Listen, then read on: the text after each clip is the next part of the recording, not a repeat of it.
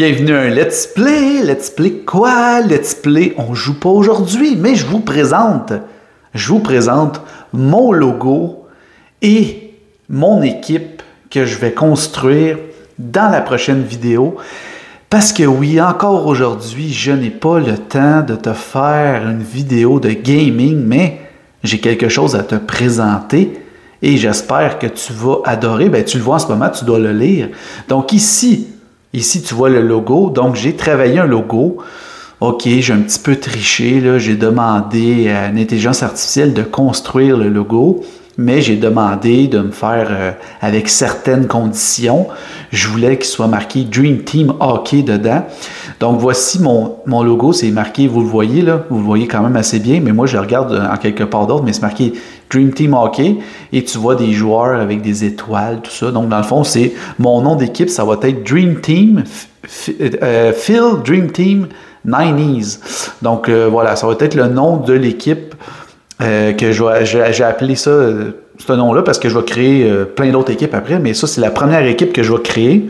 Et elle va être composée de, regardez ici, à ma gauche, le line-up, la formation, donc Patrick Roy, comme gardien de but, parce que pour moi, Patrick Roy, tu sais, j'ai comme 3 gardiens de but que j'ai toujours adoré là, quand j'étais jeune. C'était Patrick Roy, bien sûr, à cause de la Coupe Stanley, Ed Belfour, que j'ai toujours pas détesté, mais que j'ai toujours admiré pour sa détermination, et Dominique Hachek pour son style de gardien de but, et bien sûr Martin Brodeur parce que aussi c'est un grand. Mais Martin Brodeur, il y avait l'équipe en avant de lui, mais il faut lui donner qu'est-ce qu'il faut lui donner aussi, là. Mais pour moi, c'est à peu près ça l'ordre. Roy, Belfour, Hachek, Brodeur, on s'entend que c'est pas mal les 4 plus grands. Il y en a d'autres aussi, là, mais ça, pour moi, ça, c'est les miens. Au niveau des défenseurs, le premier, c'est un de mes préférés. J'avais hésité entre Paul Coffey ou Al MacInnis, mais lorsque j'ai réfléchi à ça et que je vous ai demandé dans mon dernier vidéo si je mettrais des power-up, ça se peut que j'en mette parce que j'ai eu une suggestion d'un de mes abonnés qui m'a dit ben, tu pourras faire un match sur 2 avec et sans power-up, parce que j'ai été vérifié, puis je pense que tu peux les enlever et tu peux les mettre. Moi, j'avais dit que peut-être je ne les mettrais pas. Je vais leur en mettre quand même des power-up, comme ce joueur-là. Al MacInnis, ça va être le power-up. Ben, dans le fond, c'est un pouvoir, là. Vous allez comprendre une fois que je vais construire la vidéo. Mais vous allez comprendre que le pouvoir, c'est extrêmement puissant que je vais y mettre. Je vais y mettre le tir là, supersonique, qu'il se craint, puis qui est invincible. Parce qu'Al MacInnis, on se souvient tous, il y avait un des tirs les plus puissants dans la Ligue nationale des années 90, puis le plus précis à la pointe en avantage numérique. C'est pour ça que c'est ce joueur-là que j'ai choisi. Mon deuxième, c'est un petit peu champ gauche, mais c'est Darius Kasparaitis. Lui, je le détestais, mais en même temps, je l'aimais regarder jouer. Il faisait tellement de mises en échec. Tu sais, c'était pas le gars le plus gros, 5 pieds 11, 210 livres.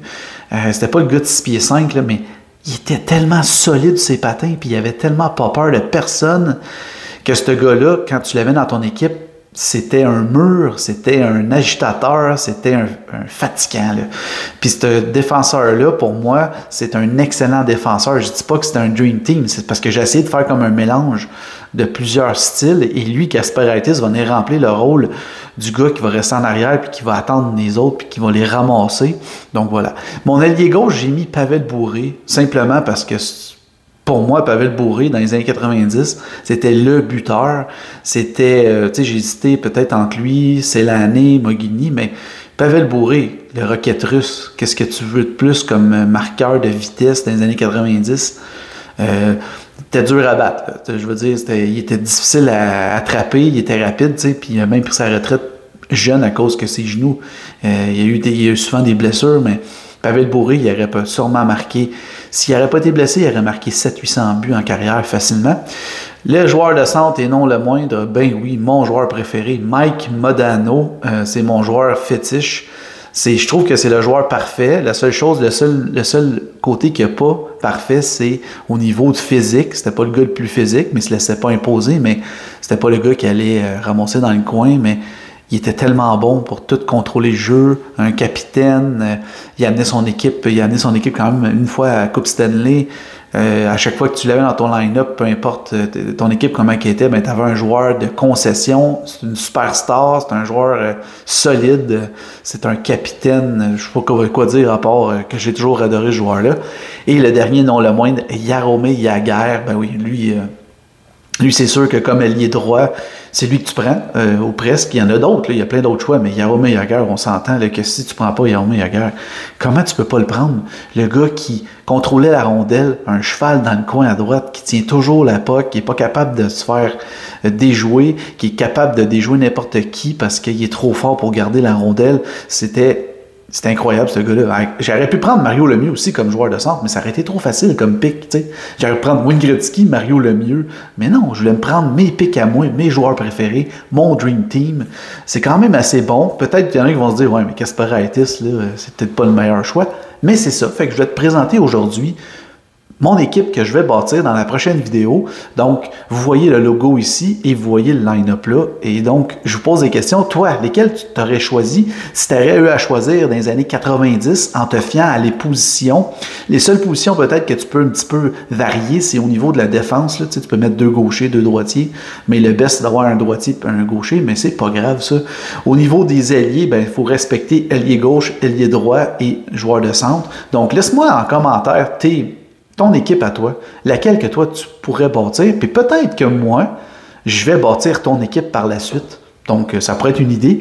Ça peut être, gars, je te dis, ça peut être des joueurs récents, ça peut être des joueurs des années 80, ça peut être des joueurs des années 70, ça peut être un mélange de n'importe quel joueur, un mélange de tes joueurs favoris, ça peut être des personnages de films, qui ont été, exemple, dans Slapshot, les frères Henson.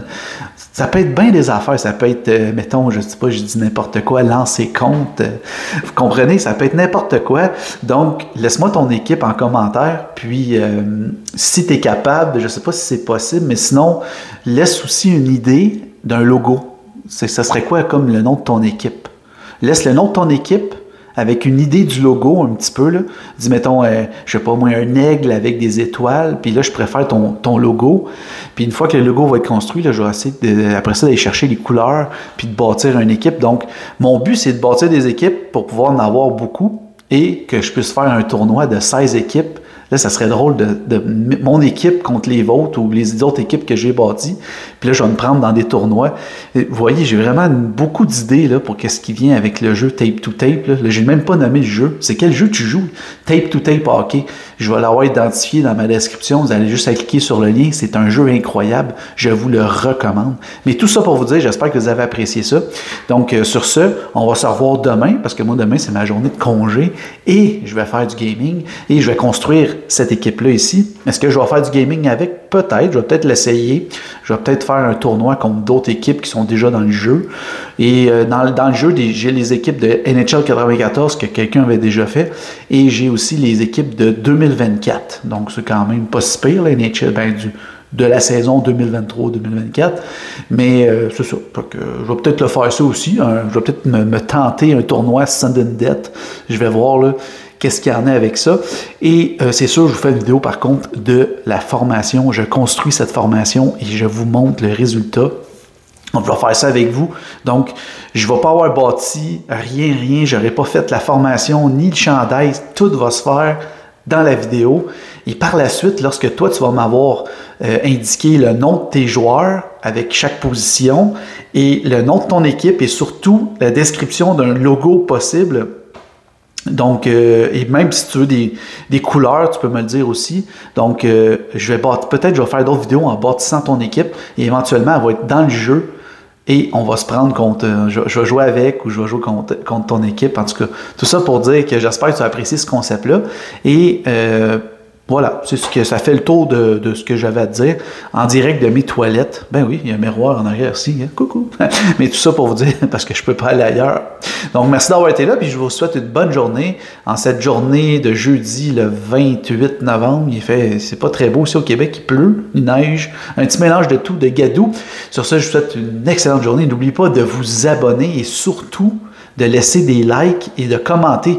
Donnez-moi vos noms de joueurs, votre équipe, et surtout un nom de logo et une idée de logo parce que Je veux vraiment que vous fassiez partie, toi, je veux que tu fasses partie de cette prochaine tangente de ma chaîne YouTube. Je te remercie d'être là. Sur ça, je te souhaite tout le bonheur, des cadeaux de Noël qui s'en viennent, n'importe quoi.